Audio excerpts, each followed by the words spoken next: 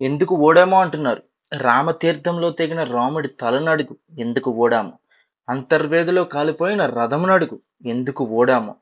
కనకదుర్గమ్మ గుడిలో పోయిన నగలనడుగు ఎందుకు ఓడాము? చనిపోయిన నర్సీపట్నం డాక్టర్ ఫ్యామిలీని అడుగు ఎందుకు ఓడాము? మద్యం రేట్ల మీద ప్రశ్నించి చనిపోయిన ఓం ప్రకాష్ను అడుగు ఎందుకు ఓడాము? చనిపోయిన తోట చంద్రయ్యను, అబ్దుల్ సలాంను, ముష్బాని, పాములు మునయ్యని అడుగు ఎందుకు ఓడాము? ఇసుక దందా గురించి ప్రశ్నించి శిరోమండనం చేసిన ప్రసాద్ని అడుగు ఎందుకు ఓడాము? మా అక్కని ఎందుకు ఏడిపించారు అని అడిగినందుకు పెట్రోల్ పోసి తగలపెట్టిన అమర్నాథ్ గౌడిని అడుగు ఎందుకు ఓడాము? అమరావతిలో ఆడవాళ్ళని ఉద్యమం కోసం చనిపోయిన వృద్ధుల కుటుంబాలని అడుగు ఎందుకు ఓడాము? మాస్క్ పెట్టుకోలేదని లాకప్ డెత్ అయిన కిరణ్ ఫ్యామిలీని అడుగు ఎందుకు ఓడాము?